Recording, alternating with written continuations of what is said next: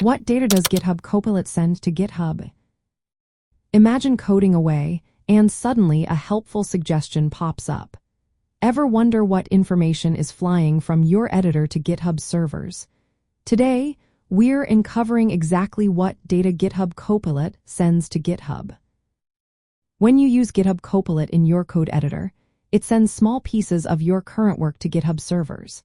These pieces are usually just the code you are actively editing, and some nearby lines for context. This helps the AI understand what you are working on so it can suggest the next lines or functions. The data sent includes the text of your code snippet, often about 150 characters around your cursor. It also includes details like the programming language and file type to make suggestions more accurate. This data is encrypted during transmission, meaning it is converted into a secure code so no one can read it while it travels over the internet. Once it reaches GitHub servers, the data is stored temporarily.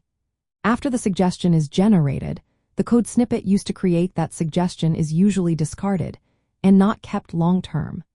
This means your actual code snippets are not stored permanently unless you are using features like the chat or feedback options. If you use Copilot's chat feature or access it through github.com, some interaction history might be saved temporarily. This helps improve future suggestions but does not include your actual code unless you explicitly choose to share it. User activity like accepting or rejecting suggestions may be stored for up to 2 years to help improve the product. However, your code snippets for standard code completion are not kept after the suggestion is made. For learners, this setup offers a safe environment. You can try out new ideas and get instant help without worrying about your code being stored forever. The system focuses on what you need at the moment, not on building a long-term record of your work. In simple terms, GitHub Copilot only sends the code you are working on plus some surrounding lines. It does not upload your entire project unless you specifically ask it to. All data is protected with encryption, and your code snippets are usually discarded after use.